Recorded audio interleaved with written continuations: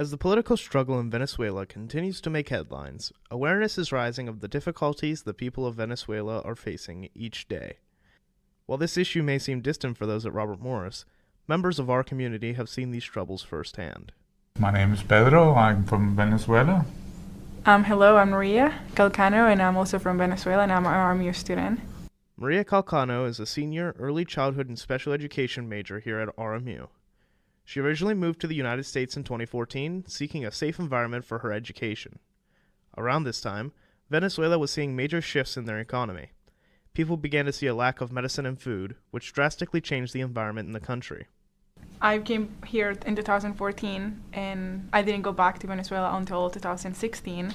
And in that 2-year frame, I was shocked because the country I left in 2014 looked totally unfamiliar, and it was dirtier. A lot of my friends had left the country as well. It just felt different. It didn't feel like home. While Maria would like to return home, the opportunities for college graduates in Venezuela are nothing like the ones available in the United States. All the benefits that you guys have here and everybody else in the world have, that after you graduate, you can get a job and afford to live on your own. There's no way that if I went back home, I would be able to live on my own or even get a job. Additionally, the situation at home has not improved enough to have a comfortable living environment. According to Maria's friends, the situation isn't getting better either.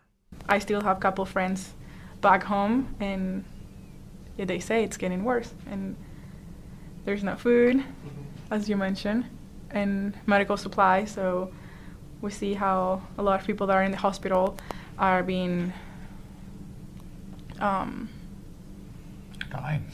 Yeah, they're dying, but they don't have medicine, so they're the ones that are being affected the most because even the doctors don't have the supplies to do the proper procedures. Maria's father, Pedro Calcano, saw these changes firsthand. A business owner in Venezuela, he would travel between North and South America frequently.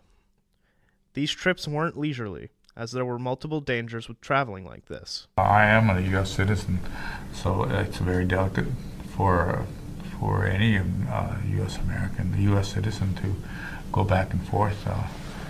There's a very high percentage of being kidnapped or having problems with what they call the collectives, people that are organized to pick out people that have any kind of wealth or have any kind of a position. You could be in a dire situation. The economy got to this point under President Nicolas Maduro. As oil prices began to decline, the economy began to fall into a death spiral. Food and medicine became harder to find, leading to starving and sick citizens. There is hope for the Venezuelan people. Juan Guaido was announced the true president of Venezuela in January of this year, after the elections were accused of foul play. Now leading a political revolution against Maduro, the people are pushing for democracy to return to the country. The U.S. has come under fire for supporting Guaido, but Pedro feels that this choice was necessary for the people of Venezuela. Well, I don't understand why they didn't do it sooner. The Castro communist regime practically runs Venezuela, and I agree totally with the new scheme of things.